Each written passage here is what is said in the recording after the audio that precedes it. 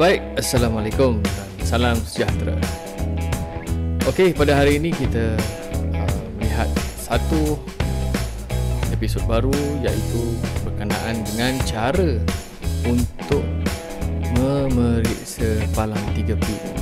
So, kita akan tengok bagaimanakah dan apakah langkah-langkah untuk mengenal pasti kerosakan yang selalunya terjadi pada palang 3 pin. Okey, sekarang kita tengok kita punya tengok nota kita. Okey, baik. Pada nota sekarang ini, apa yang kita perlu lihat adalah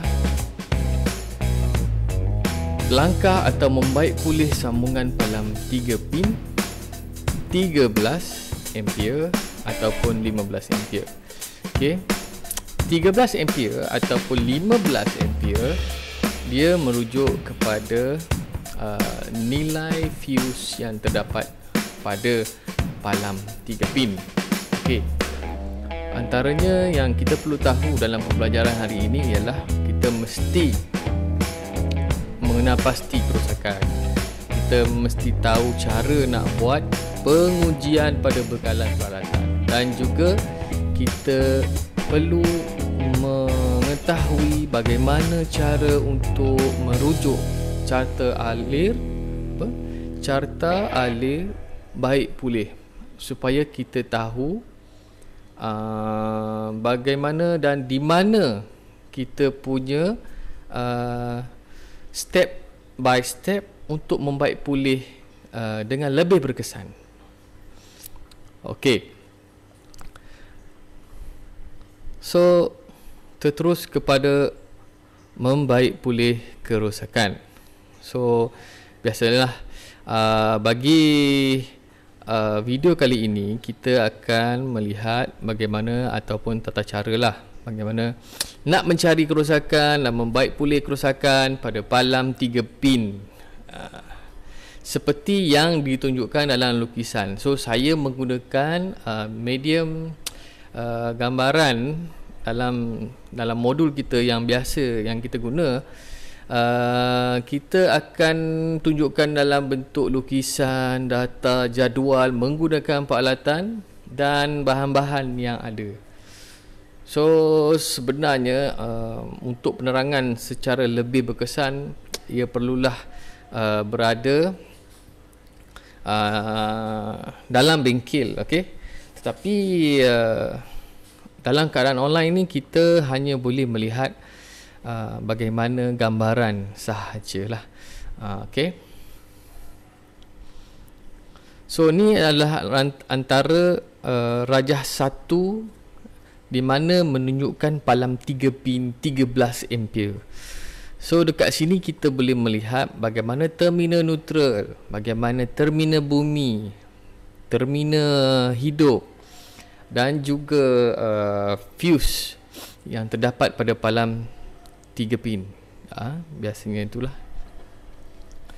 So, ini kita dah tengok bagaimana dia yang berada secara lukisan. Dan seterusnya kita melihat bentuk palang 3 pin 15 ampere. So, dalam 15 ampere, tak silap saya dia tak ada fuse dalam dia. Okey. Gambar rajah yang saya tunjukkan sekarang ini adalah sejenis palang 3 pin, tapi dia tidak mempunyai fuse di dalamnya. Okey. Biasanya kegunaan jenis palang 3 pin ini untuk kegunaan barangan ataupun mesin yang menghasilkan arus yang kuat. So, dia tak ada fuse dekat situ. Biasanya dia akan terus kepada direct online. Okay? Dia pakai direct online, ada punya starter dia sendiri, dan terus masuk kepada MCB. Okey.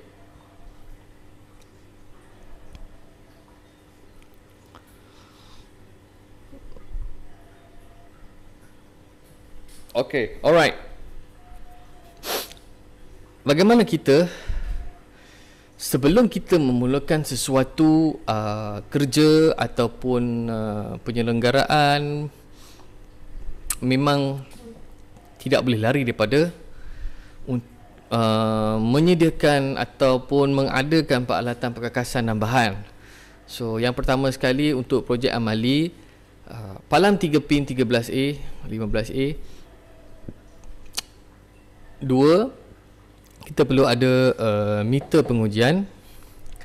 Kita kena ada pena ujian dan alatan tangan. Alatan tangan ni biasanya screwdriver, cutter, plier. Okay, screwdriver bunga, Phillips,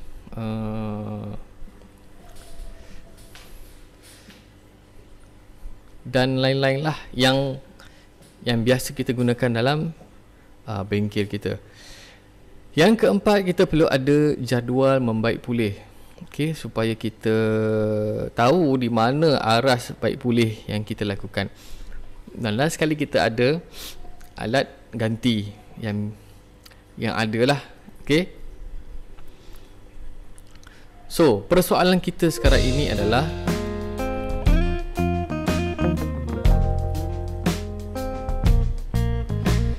okey, dekat sini kita ada langkah kerja. Okey. Kita ada langkah kerja dan butiran kerja. So, soalan yang pertama, kenal pasti kerosakan. Kenal pasti kerosakan. So, 1.1, kita buat pemeriksaan dan pastikan kerosakan pada palang 13 ampere. Dan okey. Dan 15 ampere. So kita kena pasti dulu, kita check dulu, okey. Dan 1.2, kita periksa dengan pemerhatian ataupun visual inspection. 1.3, kita senaraikan punca kerosakan pada nota untuk rujukan. So kalau ada punca kerosakan, kita rujuk pada nota. Alright. So soalan pertama sudah habis. Soalan kedua, kita perlu buat pengujian pada bekalan dan peralatan. Okey, baik. Bagi soalan 2 ni, 2.1, kita uji pada bekalan Swiss utama. Okey. Pemutus lita miniatur PLM dan pemutus lita arus baki PLAB. Okey, yang ni adalah daripada kita punya DB board di rumah ataupun kotak fuse agihan. Alright. 2.2, kita gunakan multimeter. Okey, multimeter ni kita set pada ohmmeter. Okey, kita set pada ohmmeter untuk menguji komponen-komponen pada palang 13A ataupun 15A. Okey. 2.3, uji berdasarkan gambar rajah lita 13A dan 15A. Okey, kita tengok gambar rajah ataupun kita lihat gambar rajah. Kita uji berdasarkan gambar rajah di mana poin-poin yang perlu kita uji. Okey. 2.4, kita guna penguji rintangan penebatan untuk menguji penebatan pada palang 13A dan 15A. Dan biasanya kalau kita menggunakan penguji rintangan penebatan, kita punya nilai result ataupun keputusan mestilah tidak kurang dari 0.5 mega ohm. Okey, 0.5 mega ohm. So 2.5, kita ambil bacaan dan keputusan rintangan penebatan. Okey. Okey, itu adalah cara di mana kita nak membuat pengujian pada bekalan dan peralatan. Okey, itu soalan nombor 2. So, bagaimana dengan soalan nombor 3? Membaik pulih kerosakan. Okey. Kalau kita nak baik pulih kerosakan, yang pertama sekali kita perlu buat adalah tukar peralatan yang rosak. Okey, kita tukar peralatan yang rosak. 3.2, lakukan pengujian ataupun lakukan ujian pada lita yang telah dibaiki. Contohnya lah situasi, kalau ada peralatan yang rosak, kita tukar. Selepas kita tukar, kita buat ujian, kita buat test pada lita yang kita telah baiki ataupun lita yang kita telah buat penukaran peralatan yang rosak. Dan 3.3, pastikan bekalan telah disambung. Okey, pastikan bekalan telah disambung. Alright. So dekat sini, bila palam 3 pin kita dalam keadaan baik, kita perlulah membuat laporan kerja yang dilakukan. Okey, kita perlu membuat laporan kerja yang telah dilakukan. Bila dah buat laporan kerja, kita lampirkan bersama-sama keputusan ujian mengikut kerja yang telah dibuat. Okey, contohnya dekat situ ada bacaan meter. Okey, bila bacaan meter ni, nilai bacaan tersebut perlulah dicatatkan dalam laporan yang perlu disediakan. Okey,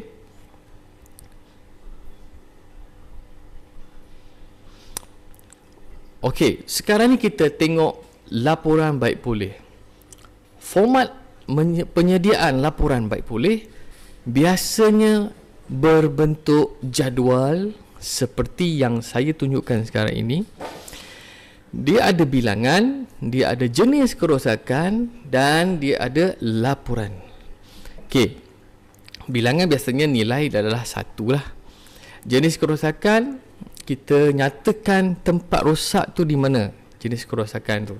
Okey, dan laporan ni adalah pengisiannya berbentuk kerosakan yang telah kita betulkan, kita ceritakan sedikit. Contohnya kita sambungkan wire yang baru atau kita tukar alat ganti yang baru dan kita buat pengujian. Bila buat pengujian, kita menggunakan alatan pengujian. Bila kita menggunakan alatan pengujian, perlulah mempunyai nilai pengujian. Bila sebut nilai pengujian, ini bergantung kepada jenis peralatan pengujian yang digunakan. Contohnya multimeter. Multimeter perlu disetkan pada julat ohm. Okey, pada julat ohm. Sekiranya kita menggunakan ujian rintangan penebatan, kita perlulah menyatakan tidak lebih atau tidak kurang. Okey, contohnya yang saya cakapkan tadi, kurang tidak melebihi 0.5 mega ohm bagi ujian rintangan penebatan. Okey, itu adalah contoh. Okey, benda ni adalah perlu disertakan dalam laporan kita. Okey, seberingkas saja kita ni. So, ini adalah proses-proses kerja senarai cemak. Biasanya ini adalah bila kita melakukan simakan kepada penilaian yang kamu telah buat selepas amali. So, kita melihat beberapa proses, iaitu yang pertama proses kerja. Okey, dalam proses kerja kita tengok kita lihat sama ada kamu menggunakan kaedah yang betul, mengikut prosedur yang betul dan juga mengikut tempoh masa menyiapkan tugasan. So, yang kedua B, kita melihat kepada hasil kerja. So, yang paling penting sekali, kita perlu menguasai bagaimana boleh mengenal pasti kerosakan dan menguji kerosakan dengan kaedah yang betul. Okey, alat-alat pengujian kita, dan membaik pulih kerosakan menjadi sempurna semula. Dan last sekali adalah sikap kita lah. Untuk penilaian ni, sikap contohnya kerjasama, tanggungjawab, menepati masa dan sebagainya, dan keselamatan kerja. So, ini adalah senarai semak kerja bagi penilaian yang kita buat. So, untuk hari ini tugasan yang perlu dilakukan adalah memenuhi laporan baik pulih bagi memeriksa palam 13, okey, palam 13 ampere, palam 3 pin 13 ampere. So biasanya ada pada di rumah. Okey, palam 3 pin. Kalau ada yang berada sekarang di rumah, boleh ambil palam 3 pin yang pada peralatan elektrik yang tidak lagi dipakai, kita boleh ambil balik dan kita boleh buat spesimen untuk membaik pulih. Kita cuba buka dan sebagainya. Okey, untuk kita lebih mengetahui, kita melihat diagram lah, merajah. So sekadar itu untuk hari ini kita perlu semak dan kita perlu tahu bagaimana kaedah mengenal pasti kerosakan dalam palam 3 pin 13A. Jadi kita berjumpa pada episod akan datang untuk mengetahui dan menambah ilmu kita supaya kita lebih bersedia dan menumpukan lagi kemahiran kita pada masa akan datang. So sekian dulu daripada saya. Jumpa lagi. Assalamualaikum.